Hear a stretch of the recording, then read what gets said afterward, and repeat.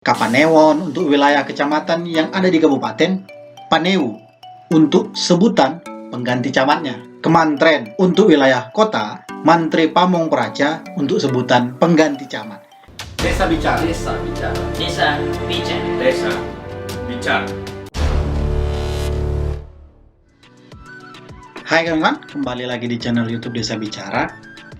Kali ini kami dari Desa Bicara sedikit akan mendiskusikan atau membahas tentang keistimewaan Yogyakarta. Mungkin ini terkait dengan desa. Nah, seperti yang kita ketahui bersama, Jogja menjadi salah satu daerah istimewa selain Jakarta atau mungkin Aceh, karena istimewa berkaitan dengan adanya kesultanan dan budaya di Yogyakarta yang mengakar dan kuat, serta peran DIY tentunya dalam periode persiapan kemerdekaan dan perjuangan kemerdekaan di Indonesia. Perubahan nomenklatur kelembagaan di wilayah DIY Yogyakarta atau Yogyakarta sesuai dengan beberapa perubahan kebijakan yang terbaru, yaitu misal Peraturan Gubernur DIY Nomor 25 Tahun 2019 tentang pedoman kelembagaan urusan keistimewaan pada pemerintahan kabupaten, garis miring kota, dan kelurahan. Tentunya latar belakang sejarah menjadi salah satu landasan perubahan ini, selain keistimewaan dari Yogyakarta itu sendiri. Beberapa perubahan yang dibawa dari Perbub DIY Nomor 25 Tahun 2019 ini antara lain keistimewaan pada perangkat daerah yang mempunyai fungsi perencanaan dan pengendalian dengan mencantumkan nomenklatur lokal pada pertama, Dinas Kebudayaan dan Dinas Pertanahan dan Tata Ruang. Keistimewaan pada kecamatan mencantumkan nomenklatur lokal juga yang meliputi Kapanewon untuk wilayah kecamatan yang ada di Kabupaten, Paneu untuk sebutan pengganti camatnya, Kemantren untuk wilayah kota, Mantri Pamong Praja untuk sebutan pengganti camat. Jadi dengan nomenklatur baru ini, kecamatan di Yogyakarta penamaannya berubah. Nah, kalau wilayahnya di kecamatan di kabupaten, jadinya tidak lagi kecamatan, melainkan Kapanewon. Sedangkan kecamatan yang berada di kota menjadi Kemantren. Begitu mungkin perubahan salah satunya di nomenklatur baru yang ada di Yogyakarta. Nah, bagaimana lantas dengan desa dan kelurahan? Kebijakan ini kemudian sedikit juga memberi perubahan nomenklatur. Nah, untuk kelurahan yang ada di kota maupun yang ada di kabupaten, tidak ada perubahan sama sekali dalam nomenklatur ini. Walau secara keistimewaan memang kelurahan masih dikenal untuk di kota gitu ya. Sedangkan desa dalam nomenklatur keistimewaan ini berubah menjadi kalurahan. Nah, pemanggilan terhadap pimpinan kalurahan ini yang awalnya kepala desa berubah menjadi lurah, sedangkan sekretaris desa berubah menjadi carik. Perubahan ini tentu berkaitan dengan tadi sejarah yang ada di Yogyakarta. Jadi sudah ada kabupaten yang merubah mengikuti nomenklatur ini gitu. Misalkan contoh Kabupaten Sleman sudah merubah nomenklatur terkait kecamatan hingga ke desa. Nah, sekarang Bantul juga sudah mau memulai untuk menerapkan itu. Jadi memang ke depan Yogyakarta untuk kabupaten-kabupaten akan merubah desa menjadi kalurahan. Sedangkan struktur pemerintahan kalurahan atau desa sebelumnya untuk beberapa urusan-urusan dan tata pelayanan maupun nomenklatur di desanya juga ikut berubah. Misalkan, urusan tata usaha umum menjadi tata laksana, atau urusan keuangan menjadi danarta, urusan perencanaan menjadi pangripta. Nah, beberapa perubahan juga terjadi pada struktur di bawah bidang atau urusan, yaitu seksi. Di kelurahan ada beberapa seksi-seksi pelayanan, misalkan contoh, kalau yang umum mungkin kawan-kawan di desa pernah ketahui, misalkan seksi pelayanan sosial. Nah, saat ini berganti sehingga dipimpin oleh Kamitua namanya dalam penyebutan nomenklatur baru ini. Sedangkan seksi kesejahteraan atau kemakmuran dipimpin oleh ulu-ulu. Nah, ini ada perubahan berikutnya. Terakhir tentu untuk seksi pemerintahan keamanan dipimpin oleh Jagabaya. Nah, perubahan nomenklatur ini tidak hanya juga terjadi di kecamatan gitu ya, atau di desa, tetapi juga sampai pada struktur elemen yang juga ada di bawah struktur kepala desa atau lurah tadi gitu lah. Jadi ada perubahan, ada tata laksana, ada danarta, ada pangripta, ada kamitua, ada ulu-ulu, dan ada Jagabaya. Tentu keistimewaan ini juga membawa hadirnya sumber pendanaan keistimewaan, gitu ya. Mungkin khusus untuk DIY ada kebijakan tersendiri terkait dana keistimewaan atau dengan nama lain disebut dana IS.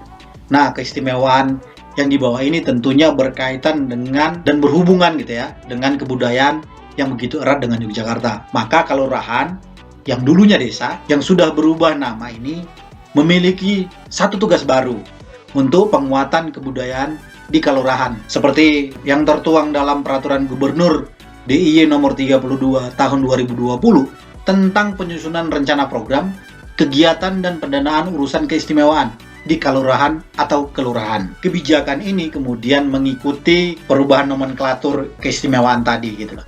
Jadi memang ada sumber pendanaan baru bagi kelurahan atau desa-desa yang sudah berubah nama tadi di daerah istimewa Yogyakarta untuk mendapatkan satu tambahan akses dana, yaitu dana IS. Dana IS ini berkaitan dengan tentunya pengembangan penguatan budaya di kelurahan. Salah satu upaya pemerintah Provinsi DIY melalui Dinas Kebudayaannya dalam penguatan dan pengembangan kebudayaan tentu mendorong hadirnya Desa Mandiri Budaya. Hal ini sebenarnya sudah dilakukan sejak tahun 2018 yang lalu oleh Dinas Kebudayaan. Desa Mandiri Budaya diharapkan bisa mewarnai keistimewaan DIY. Dengan demikian, harus ada perbedaan antara desa-desa yang ada di Yogyakarta dengan desa-desa yang mungkin ada di wilayah-wilayah kawan-kawan, misalkan di Sumatera, di Kalimantan, gitu ya. Ada kekhususan gitu ya. Ini mungkin yang diharapkan oleh pemerintah DIY agar budaya di kelurahan dalam kurung desa yang berubah nama tadi bisa tetap terjaga, dikuatkan gitu ya,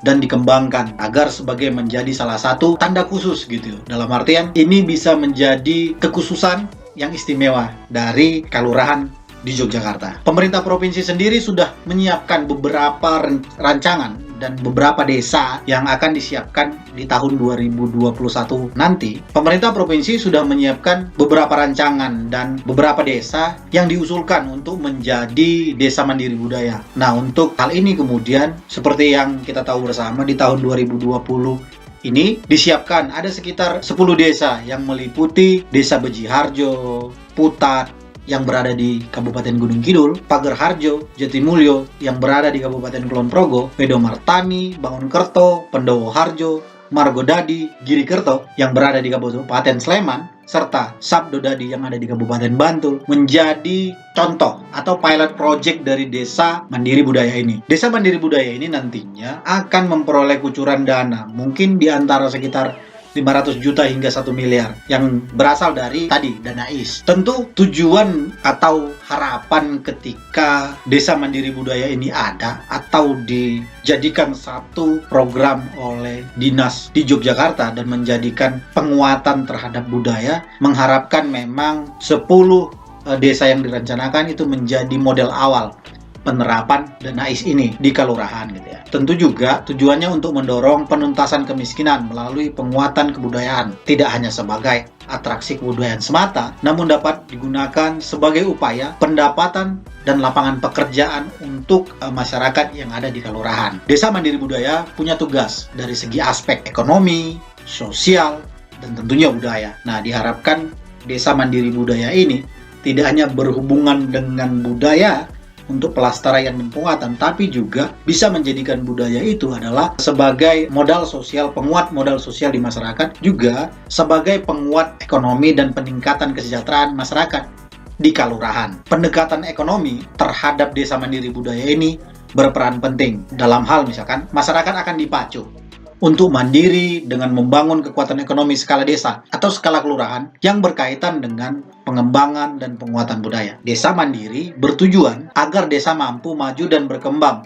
dengan kesesuaian yang dimiliki desa, termasuk kearifan lokal budayanya. Pembangunan dan pemberdayaan desa diharapkan mampu melahirkan pertumbuhan ekonomi yang berkualitas dan berkelanjutan tentunya. Pertumbuhan ekonomi yang berkualitas ini tentunya berkaitan dengan penguatan dan adanya kontribusi yang disumbangkan oleh sektor ekonomi real di desa. Desa Mandiri Budaya mengharapkan terjadinya pertumbuhan ekonomi masyarakat dari pelestarian, peningkatan, dan pengembangan budaya itu sendiri. Bagi kami Desa Bicara, upaya yang didorong oleh pemerintah provinsi melalui beberapa kebijakan, perubahan nomenklatur dan mendorong perencanaan dan pembangunan desa mandiri budaya untuk kalurahan yang ada di Yogyakarta tentu patut diapresiasi. Tentu dibutuhkan penguatan kelembagaan, baik itu pemerintah kelurahan maupun kelompok-kelompok masyarakat dengan melibatkan multi stakeholder. Jadi ada proses pelibatan dan penguatan masyarakat di dalam upaya membangun desa mandiri budaya ini. Dan selain itu, bagi kami Desa Bicara, desa mandiri budaya menjadi salah satu ruang yang dapat dimaksimalkan oleh kalurahan menjaga kearifan lokal yang ada di kalurahannya. Karena saat ini, kearifan lokal sangat dibutuhkan dalam upaya penguatan dan pembangunan ekonomi di desa. Seperti yang diharapkan oleh pemerintah pusat melalui Kementerian Desa, desa bisa mandiri secara ekonomi melalui kearifan lokalnya. Nah, itu menjadi kunci tentunya. Terakhir dari kami Desa Bicara, semoga upaya pengembangan dan pembangunan desa mandiri budaya ini tidak hanya menjadi ladang proyek bagi sebagian pihak. Harapan kami begitu. Karena kami melihat juga pentingnya kemudian penguatan terhadap kebudayaan yang ada di desa. Khususnya karena ini Yogyakarta. Karena bagi kami desa mandiri kebudayaan berkaitan dengan adanya sumber pendanaan yang berasal dari dana istadi. Dan semoga budaya dapat dijadikan sebagai unit produksi baru, bukan sekedar pertunjukan semata.